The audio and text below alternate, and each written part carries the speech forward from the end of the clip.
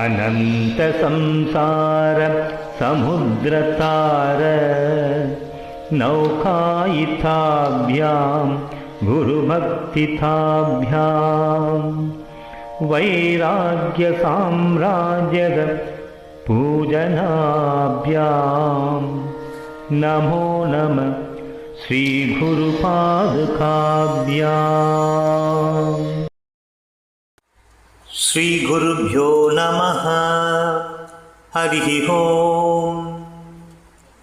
பொன்னிலம் மாதராசை பொருந்தினர் பொருந்தாருள்ளம் தன்னிலந்தரத்தில் ஜீவசாட்சி மாத்திரமாய் நிற்கும் எந்நிலங்களிலும் மிக்க ஏழு நிலம் அவற்றின் மேலாம் நன்னிலம் மருவும் ஏக நாயகன் பதங்கள் போற்றி. கைவல்ய நவநீதம் தமிழில் அத்வைத நூல் ஸ்ரீ தாண்டவராய சுவாமிகள் அருளியது. அதனுடைய தத்துவ விளக்கப்படலத்தின் 86வது செய்யுளை நாம் இப்போது காணவிருக்கின்றோம். முதலில் செய்யுளை காண்போம்.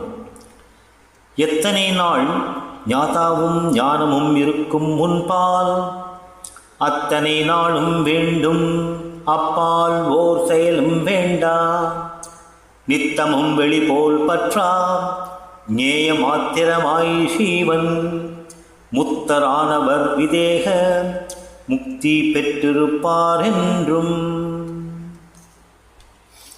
இந்த செய்யுளின் பொழிப்புரை காண்பதற்கு முன்பு சென்ற செய்யுளில் நாம் என்னதை கண்டோம் என்பதை முதலில் நினைவு கூறலாம். சென்ற செய்யுளிலே பிரம்மநிலையை தொடர்ந்து அனுபவிப்பதற்குண்டான உபாயங்களை கூறுகின்றார்.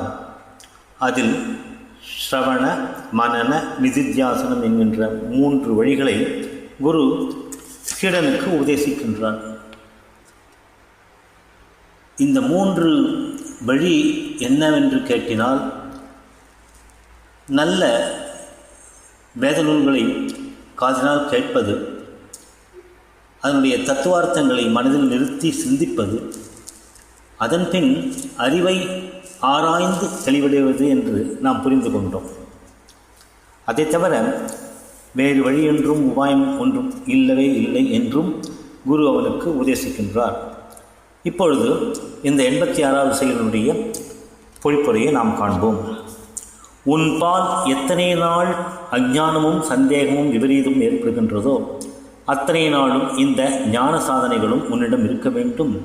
அதாவது சீடன் இந்த சிரவண மரண நிதித்தியாசங்களை எவ்வளவு நாள் தொடர வேண்டும் என்று ஒரு வினாவை எழுப்புகின்றான். அதற்கான பதில்தான் இந்த செய்யுளில் அவர் கூறுகின்றார். காண்பான், காணும் பொருள், காணும் காட்சி என்ற வேறுபாடுகள் உள்ளதோ அதுவரைத்தான் சாதனைகள். அகம் பிரம்மம், நான் அதுவே ஆனேன் என்ற ஒன்றான நிர்வாண நிலை வந்துவிட்டால் அப்புறம் எந்த சாதனையும் செய்ய வேண்டாம். அதன் பிறகு சும்மா இருக்கும் சுகமான சமாதி நிலை தானாகவே எய்தும். மற்ற 4 பூதங்களாலும் பற்ற முடியாத தூய ஆகாயத்தைப் போல் இருந்து அவர்கள் அன்பை மட்டுமே இப்பூமியில் விதைத்து அன்பே சிவமாய் வாழ்ந்து ஜீவன் முக்தராய் விளங்குவார்கள். அவர்களே விதேக முக்தி பெற்றிருப்பார் என்றும் மேலும் கைவல்யமாக சொல்லி வைத்தார்கள் என்று இவ்வாறாக இந்த செயலுடைய பொழிப்புரையை நாம் காண்கின்றோம். இதனுடைய ஆங்கில விளக்கத்தை தற்போது காண்போம். இந்த ஆங்கில விளக்கத்தை நாம் காண்பதற்கு முன்னாக சில தமிழ் குறிப்பான வார்த்தைகளை இந்த செயலிலே அவர் பிரயோகம் செய்திருக்கின்றார். ஞாதா, ஞானம். ஞாதா என்றால் ஞானத்தின் கர்த்தாவாகிய அந்த கரணமும் மனமும் புத்தியும் அகங்காரமும். பிகாஸ் அந்த ஞானத்தை அவனுக்கு தெளியப்படுத்துவதற்கு உண்டான டூல் அல்லது உபகரணம் மனமும் புத்தியும் அகங்காரமும் தான். ஆகவே ஞாதா கர்த்தா என்று கூறப்படுகிறது. ஞானத்துக்கு வேண்டிய கர்த்தா. ஞானம் என்பது பிரம்மாகாரமான அந்தக்கரண விருத்தி ரூப ஞானம். தெளிவடைந்த பின் மனதில் பிரம்மாகாரமாக இருக்கக்கூடிய அந்த கரணத்தின் மூலமாக கிடைத்த ஒரு அனுபவம் ஞானம். இது அகாடமிக் என்று தான் சொல்லலாம். இது வெளிநிலையிலே இருக்கக்கூடிய ஒரு நிலை. உள்ளே செல்ல வேண்டும், பிரம்மம் என்னவென்று தானாகவே அனுபவிக்க வேண்டும், அது அடுத்த நிலை. ஸோ இந்த 2 வார்த்தைகளைத்தான் நான் முக்கியமாக கருதுகிறேன். ஞாதா, ஞானம். இது துவைத பாவத்தை கொடுக்கிறது. ஆனால் ஞாதா, ஞானம், ஞேயம் ஆக 3 விதமாக பார்க்க போகின்ற பட்சத்திலே திரிபுட்டின்னு சொல்லுவோம். The knower, the known and the knowledge. ஆக இந்த 3 திரிபுட்டின்னு சொல்லுவோம். Subject, object and predicate. So இந்த 3 நிலை இருக்கிற பட்சத்திலே மேனிஃபெஸ்டேஷன்ஸ் பல விதமாகத்தான் இருக்க செய்யும். அந்த நிலை மாற வேண்டும் என்றால் இந்த 3ம் சேர்ந்து ஒன்றாக ஆக வேண்டும். பலவிதத்தன்மை மாறி ஏகத்தன்மையாக அத்வைதமாக மாற வேண்டும். அதுதான் கிடைக்கின்ற சித்தி நிலை. இனி நாம் ஆங்கிலத்தில் என்னுடைய பொழிப்புரையை விளக்க காண்போம். In the last verse, Guru Upadesam envisaged the sadhaka to continue with Shravana Manana Nididhyasanam to give up the apprehension that haunts the mind of the disciple. What is that apprehension? The apprehension is that the status of Nishtai could perhaps experience a slip due to the 3 obstacles called Ajnana, lack of lucid understanding, and a wrong perceptive imagination, ignoring the reality. In the 8th verse, Guru suggests a solution that only Shravana Manana Nididhyasana, that is listening, assimilating and ruminating ever on the Brahma Tattvam or the Atma Tattvam taught by the Guru alone continuously, only is a way out to confront this slip and the apprehension connected thereon. Now, the question automatically is prompted in the minds of one that how long the process of Shravana Manana and Nididhyasana needs to be continued. The answer for this is seen in this verse number 86. The practice of Shravana Manana Nididhyasana must be kept up so long as the Triputi in the sadhaka, the knowledge, the knower and the known is parent, and that persists. Even to bring Triputi here would at times turn unacceptable because the knowledge, the Atma Tattvam, the Nyayam is already achieved by the sadhaka. On the part of sadhaka, it stands already gained. Jnata and Jnanam alone continues, and one must construe that this is duality, and this duality must stand extinct.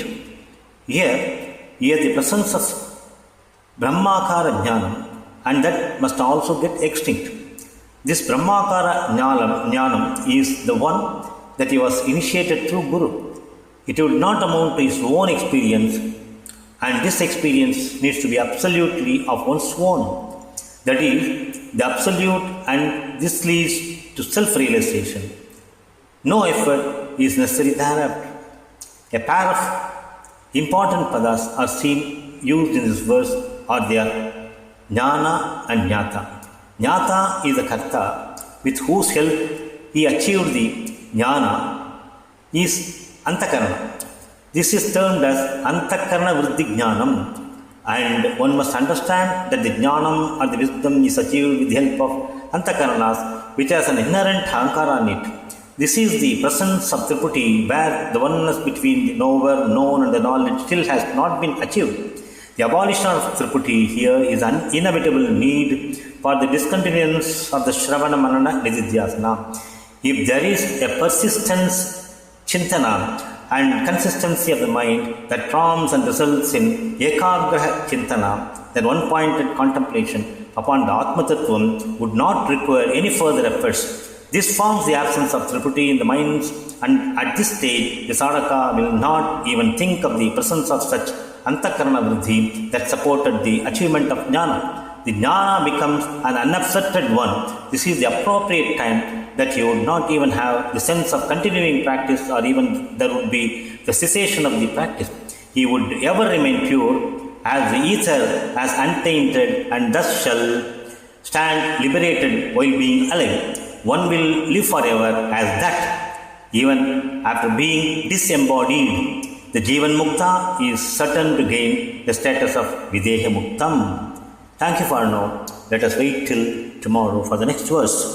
Om Shanti Shanti Shanti Sri Gurubhyo Namaha Harihi Om.